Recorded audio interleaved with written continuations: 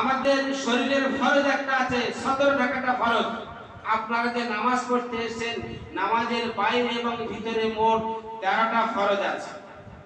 13টা ফরজের যদি একটা ফরজ যদি ছুটে যদি যায়, কিন্তু আপনার নামাজ হবে না। 12টা আদায় করেছেন, একটা ছেড়ে গিয়েছেন, আপনার নামাজ পূর্ণ হলো না। পুরুষদের জন্য সব সময় দায়ী ফরজ আছে কয়েকটা। তার মধ্যে একটা আছে নিজের সতরটাকে ঢেকে রাখা, অর্থাৎ নাভি থেকে নিয়ে হাঁটু করে নিচে পর্যন্ত এটা 24 ঘন্টা আপনাকে ঢেকে রাখতে হবে। বর্তমান জামানায় যে সমস্ত পেলোয়ান গুলো তৈরি হচ্ছে আমাদের দেশে, এই পেলোয়ানরা যে সমস্ত প্যান্ট গুলো পরছে, এদের ফরজ থাকে না। পালার মধ্যে বোঝেন তো, জন ছেলে না, পিঁপড়ের মতো পালোয়ান। কারণ এদের শক্তি জোর নেই, মুখে জোর বেশি। তো সেরা প্যান্ট যদি হাঁটুর উপর থেকে নিয়ে আর ওদের দিকে নামে নিচে থেকে আর হাঁটুর উপর নিচে পর্যন্ত, এর ভিতরে শরীরের যে কোনো অঙ্গ দেখাবেন, আপনার কবিরা গুনাহ হবে, সগীরা হবে না। এটা ফরজ থেকে রাখতে হবে। বর্তমান সামনে ছেড়ে এসছে, এরপরে ছেড়া উঠতে উঠতে কোন জায়গায় উঠবে আল্লাহ পাক ভালো জানে। আমার জন ভাইদের অনুরোধ, আমরা এই সমস্ত পোশাক থেকে আমরা একটু ফিরে আসি। আমরা যারা গরু কুরবানি, গরু ধরার জন্য প্রস্তুতি নিবার থাকি, কমসে কম আমরা আমাদের খরচটাকে, সতর্কতাকে আমরা ঢেকে রাখবো। মাথায় টুপি রাখা তো আল্লাহর সুন্নত। আল্লাহ রাসূল সাল্লাল্লাহু আলাইহি সাল্লামের বিধান যে আমরা আদায় করতে যাচ্ছি, ইব্রাহিমের সুন্নাত যে আমরা আদায় করতে যাচ্ছি, সেই ইব্রাহিম আলাইহিস সালামের পোশাক কেমন ছিল, তিনি তার সন্তানকে কুরবানি কেমন করতে গেলেন, সে তো দূরের কথা। শুধু আমরা আমাদের পোশাকটাকে না, নিজের শরীরটাকে একটু ঢেকে রেখে ওই সমস্ত কাজ করতে কি করব।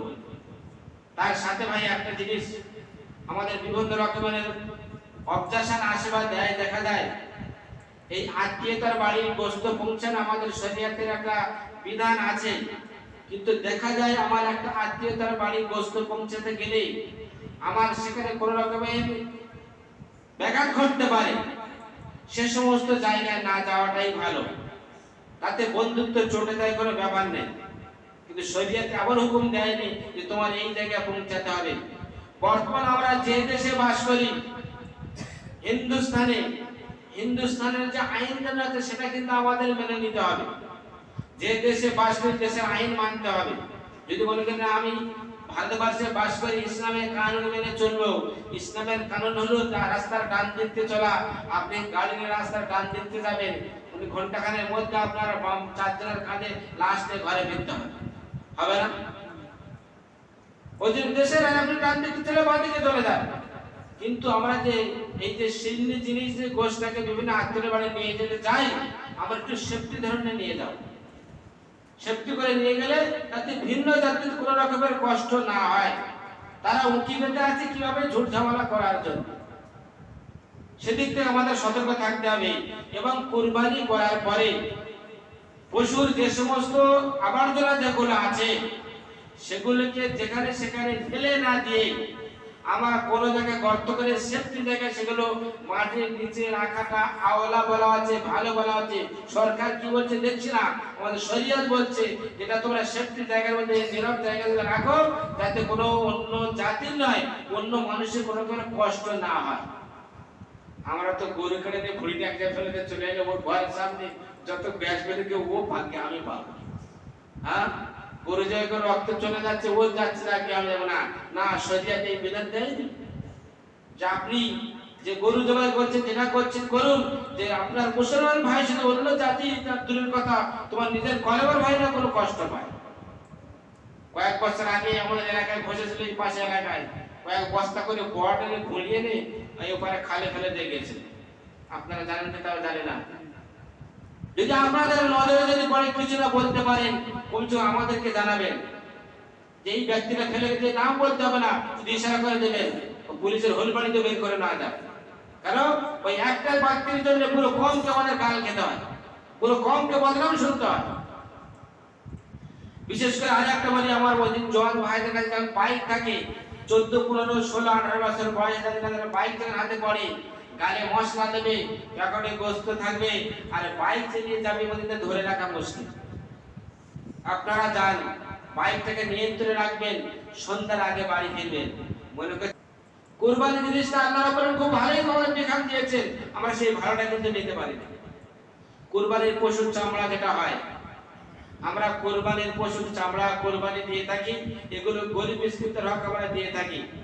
আপনাদের পার্শ্ববর্তী এলাকায় বিভিন্ন কয়েক বছর আপনাদের একটা ফান্ড ছিল, সেখানে জড়ো করে বিক্রি করা হতো, কিন্তু বর্তমানে সেই ফান্ড নেই এখন। তো আপনারা কমসে কম দয়া করে যদি কেউ পারেন চামড়াগুলো নিয়ে আপনাদের পার্শ্ববর্তী এলাকায় দিনী প্রতিষ্ঠান আছে, মাদ্রাসা খাদিমুল ইসলাম কেশবপুর মোল্লাপাড়া মাদ্রাসা আছে, ওখানে পৌঁছে দেবেন। যদি না দিতে পারেন কমসে কম ঈদগাহে পৌঁছে দিলে আপনাদের খুব ভালো হয়।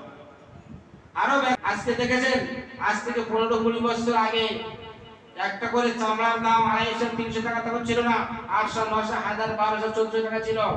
কিন্তু কয়েক বছর পরে এই চামড়ার দামটা এত কমে গেলে কারণ একবারও চিন্তা ভাবনা করে দেখেছেন? ভারতবর্ষ সরকার হিসাব করে দেখেছিল যে দিনী প্রতিষ্ঠানগুলো যখন এত লক্ষ লক্ষ টাকা যখন গরু কুরবানি দেয়, ওরা চিন্তা ভাবনা নিল, দেখলো যে দিনী প্রতিষ্ঠানগুলো এই চামড়ার টাকা নিয়ে একটা বড় অঙ্কের অ্যামাউন্ট পেয়ে যায়। পাওয়ার পরে দিনী প্রতিষ্ঠানগুলো হু করে আগে নিয়ে যাচ্ছেন। আগে তো আস্তে আস্তে টুকটুক করে মারতে হবে, চামড়াটা বাইরে দেশে এক্সপোর্ট করা বন্ধ করে দিল। বন্ধ করে দেওয়ার পরে দেশের মধ্যে তখন চামড়ার আমদানি বেশি, বিক্রি আর হচ্ছে না, আস্তে আস্তে দাম কমে গেল। ওরা সেগুলো কম দামে কিনে এক্সপোর্ট করা শুরু করে দিল। আল্লাহ রাব্বুল বলছে, বান্দা তোরা দেখ, তুই তোরা সঠিক আমার উপর যদি একই দিন রাখিস, যত ভিন্ন জাতির যত অত্যাচার করুক না কেন, আমি আল্লাহ এমন জায়গা থেকে বরকত দেব, তোদের দিনে প্রতিষ্ঠান চালার কোনো অসুবিধা হবে না, তোরা ঠিক চালিয়ে যেতে পারবি। আল্লাহ রহমত করে চলছে। ওই জন্য ভাই আল্লাহর ফরজ হুকুমগুলো সময় মতো ঠিক সময় সময় আমরা আদায় করার প্রত্যেকের চেষ্টা করব। জোরে বলুন ইনশাআল্লাহ। বাড়ির মা বোনদের যে মশলাটা গত জুমায় বলেছিলাম, মনে আছে তো না ভুলে গেছে? বলে হুজুর আমরা মসজিদ থেকে শুনি, ঘর বলতে ভুলে যায়। এটা ভালো। ইব্রাহিম আলাইহিস সালাম নাই হচ্ছে কি হযরত আদম আলাইহিস সালাম যে হুকুম করা আছে, হুকুমটাকে ভুলে যাওয়ার পরে আজকে আমরা মসজিদে আসতে পেরেছি। আচ্ছা মসজিদে আপনারা সবাই আজকে যে আসতে পেরে আপনারা খুশি হয়েছেন না বেজার হয়েছেন বলুন? আল্লাহর ঘরে মসজিদে আপনারা যারা এসেছেন এই আসার জন্য আপনারা খুশি হয়েছেন না বেজার হয়েছেন? আওয়াজ বলেন। খুশি তো? তাহলে শুক্রবার দিন মসজিদে আসার জন্য খুশি, কিসের জন্য আসেন?